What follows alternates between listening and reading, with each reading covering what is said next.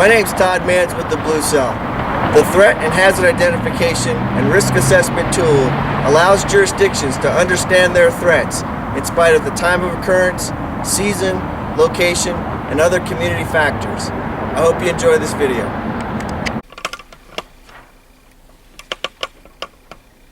THIRA is a common risk assessment process that we're now moving towards from a federal and state perspective. The feds have been talking about it for some time. They've been sharing that information with states.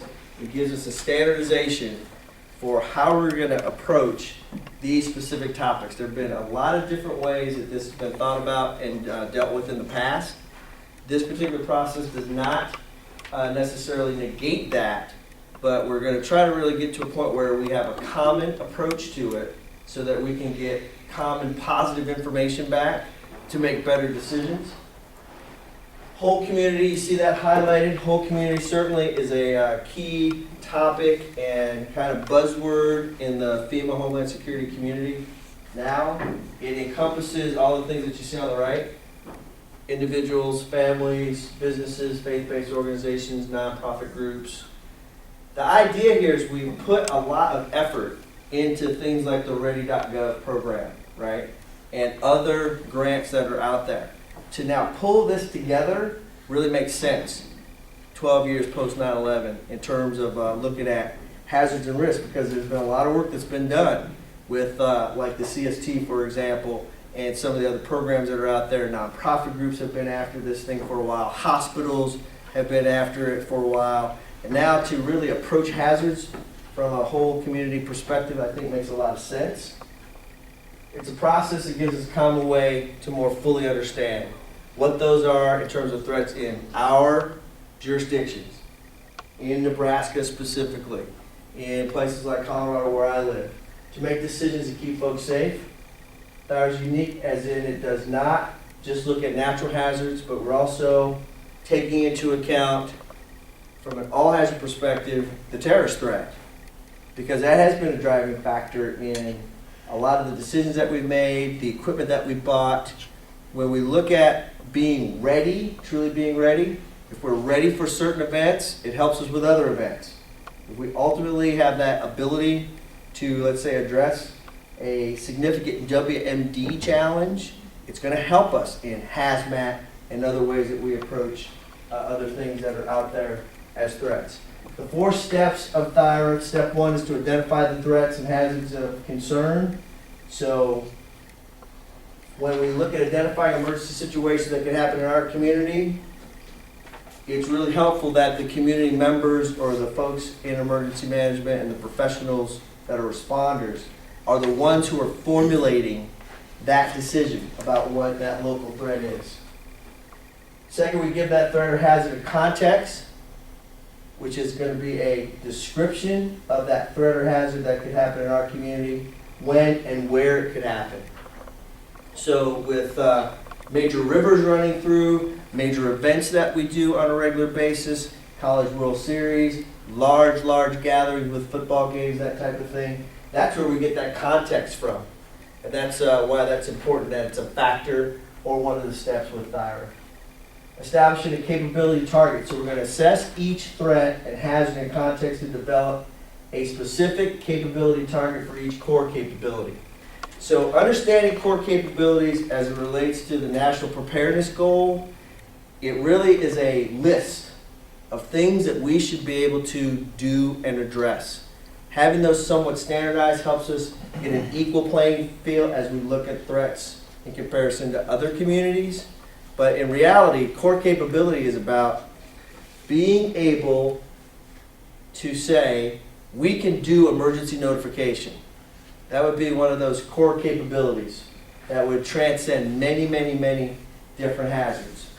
So working toward that goal, to be able to do that, one of several core capabilities that are out there newly defined, that's the way to kind of approach the establishment of our capability targets.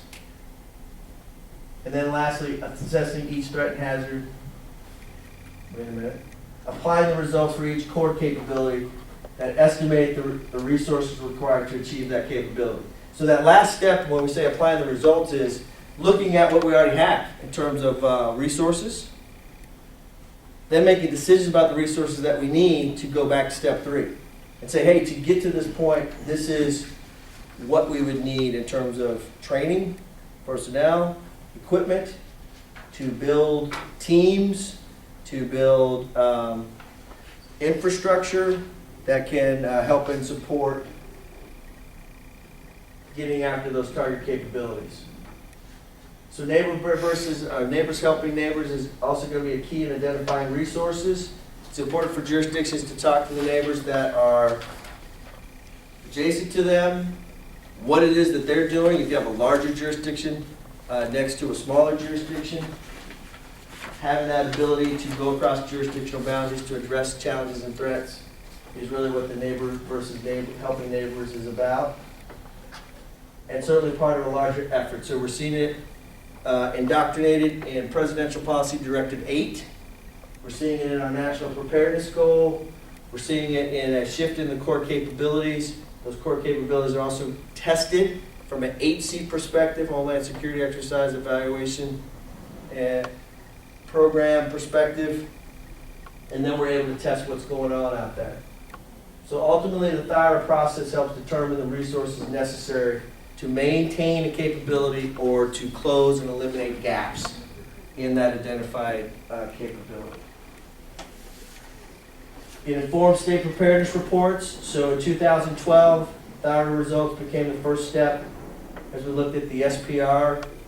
And moving forward into 2014, 2015, we are anticipating that this concept will be a local level type of approach.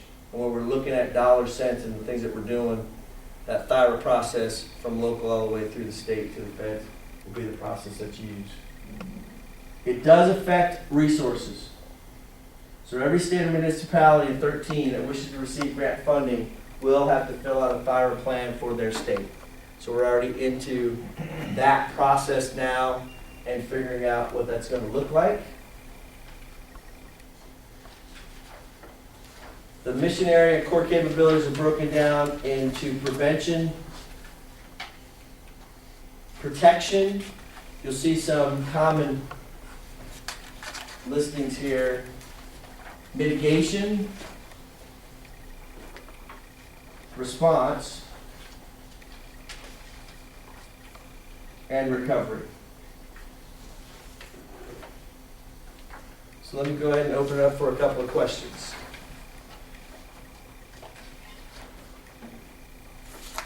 Any questions? It was that compelling.